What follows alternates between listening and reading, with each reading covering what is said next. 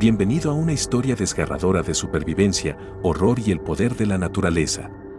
Nuestra historia comienza con un cazador, cuya vida cambia para siempre cuando se encuentra con un oso polar. Lo que sucedió después es una lección sobre el poder de la naturaleza y un recordatorio de los riesgos de entrar en el dominio de un oso polar.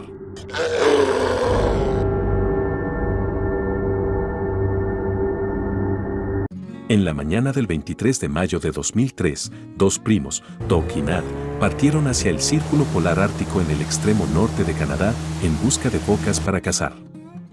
Eran miembros de la tribu de las Primeras Naciones y nativos de la zona de Telliok. Con algunos de los inviernos más duros de cualquier lugar de la Tierra, la geografía de esta región es inaccesible para los viajeros o cazadores del sur durante la mayor parte del año.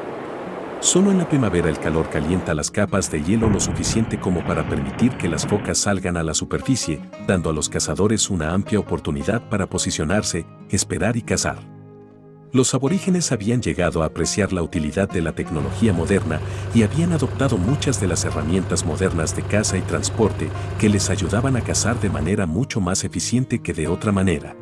Tenían motos de nieve y rifles en este viaje, y poseían mapas elaborados para asegurarse de que nunca se perdieran.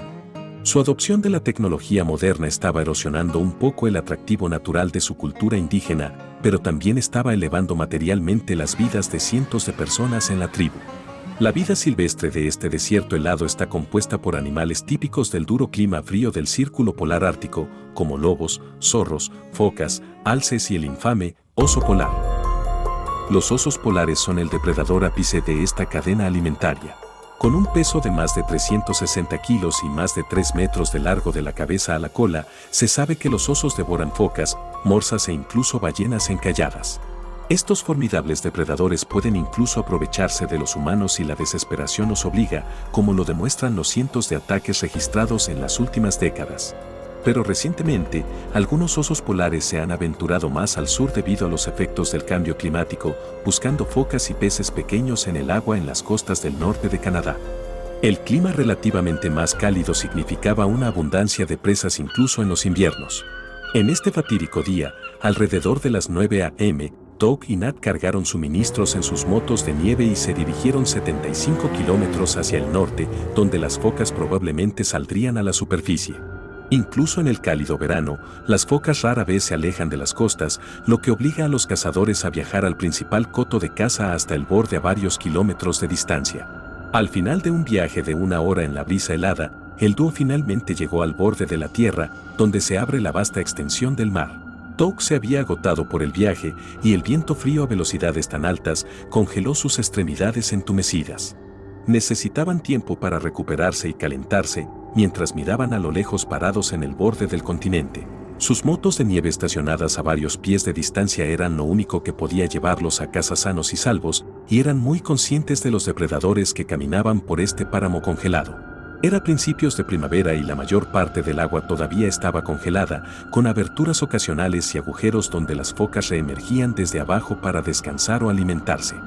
Los dos hombres se dieron cuenta de que cazar focas requeriría más paciencia de lo que pensaban, ya que la mayoría todavía estaban bajo el agua y el sol de la tarde aún no había suavizado las capas de hielo en el agua lo suficiente como para perforar. Buscaron un lugar para posicionarse fuera de la vista de las focas. Doug encontró una ligera pendiente en el suelo hacia el borde, lo suficiente como para ocultar el ancho de su cuerpo y establecer un objetivo con su arma cargada. Nat se dio cuenta de que podían asegurar una mayor captura si se separaban y decidió caminar varios cientos de metros de distancia a la izquierda para acostarse de la misma manera. Pasaron varias horas contemplando la aparición de focas, pero ninguno fue capaz de hacer un tiro seguro. Pero mientras Doug yacía en la orilla helada, escuchó algo muy diferente a una foca.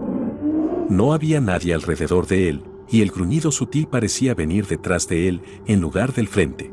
Congelado en su lugar con su ropa ajustada, logró volver la cabeza hacia atrás anticipando un alce o un zorro, pero lo que vio envió escalofríos de terror por su columna vertebral. Camuflado entre el fondo blanco nevado había un oso polar gigante a pocos metros de distancia. Al principio no parecía amenazante, moviendo sus ojos alrededor y no mirándolo directamente, como si no estuviera interesado en un ataque.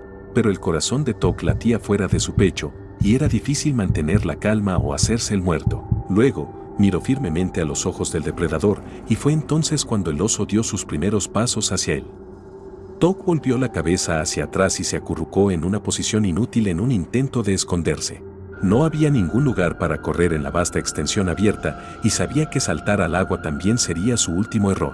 Con la cabeza en el suelo sintió el toque de la nariz del oso en la nuca, olfateando y respirando tratando de descifrarlo. Pero con la misma rapidez, el oso dio pasos atrás y comenzó a caminar hacia su izquierda. Tok se acostó allí y miró entre sus brazos hacia donde iba el oso. Ahora estaba a varios metros de distancia y vio la oportunidad de levantarse y caminar hacia su moto de nieve. Se alejó en silencio y se acercó lo suficiente como para abordar el vehículo y dirigirse de inmediato a una distancia segura. Pero pronto se dio cuenta de que la dirección en la que se había ido el oso era también donde su primo Nat se había posicionado, completamente ajeno al peligro masivo que se acercaba a él. Entre eso y Tok estaba el oso polar gigante y no había forma de advertirle. Tok estaba demasiado sacudido por el desgarrador encuentro para seguir al oso o pasar corriendo junto a él para advertir a su primo mientras perseguía las huellas de Nat en la nieve. Atrapado entre tratar de salvarse a sí mismo o salvar a su primo, Tok tomó la frenética decisión de regresar para buscar ayuda. Esta decisión resultó fatal para Nat, ya que fue atrapado vulnerable y sin saber que el depredador lo perseguía. A los pocos minutos del viaje, Tok se dio cuenta de que no tenía el corazón para dejar atrás a Nat y volvió su moto de nieve. Pero cuando llegó a la escena, rápidamente se dio cuenta de que era demasiado tarde. A lo lejos, Tok vio una mancha enrojecida por la sangre en la nieve blanca, con el oso masticando los restos de su primo. Dejó escapar gritos amortiguados de terror y lamentó haber visto impotente el cadáver ensangrentado de su primo, que había sido abandonado en el momento en que más lo necesitaba. El oso lo había destrozado, con dos de sus extremidades alineadas separadas de su torso. El oso había dado un pisotón aplastante en el cuello del hombre, mientras yacía completamente inconsciente escondido en la nieve blanca. Rompió la columna vertebral de Nat y lo dejó paralizado y completamente vulnerable. A partir de entonces, fue presa fácil del gigante oso, ya que rasgó su carne y se lo comió vivo, mordiendo trozos con sus afilados dientes. También había profundas marcas de mordeduras en el cuello de Nat, de los dientes caninos frontales de 3 pulgadas de largo del oso, que habían perforado profundamente la carne. Tok se dio cuenta de que era demasiado tarde y que no había nada que pudiera hacer ahora más que escapar y pedir ayuda. Su familia y la ciudad fueron informadas de la trágica muerte de su familiar, y las autoridades estatales fueron alertadas para traer de vuelta los restos del joven. Los viajes de caza de focas se suspendieron durante todo el año y se enviaron equipos de búsqueda para localizar al oso polar con el fin de evitar nuevos ataques. La familia y los amigos de Nat quedaron devastados por la pérdida de su hijo y Tok apenas pudo recuperarse del inmenso arrepentimiento de no hacer lo suficiente para salvarlo. Los investigadores concluyeron que los encuentros con osos en el área se estaban volviendo cada vez más comunes debido a la abundancia de peces y focas que albergaban las partes del norte de Canadá. Los osos polares habían comenzado a pasar largos periodos de tiempo sin presas en el Ártico helado y se veían obligados a descender en busca de agua corriente donde podían encontrar pequeños peces y focas. Los crecientes ataques también se han atribuido a la expansión de la actividad humana y los asentamientos, así como al conflicto sobre la captura de presas como peces y focas en el agua. Pero la muerte de Nat fue un recordatorio particularmente espantoso de por qué los humanos y los osos polares nunca deberían tener que cruzarse. Para el pobre Nat sus últimos momentos fueron en un estado de terror absoluto e impotencia, siendo incapaz de moverse y comido vivo desde el interior por los afilados dientes de un depredador vicioso del mundo helado. Si llegaste hasta aquí, te doy las gracias por ver el video.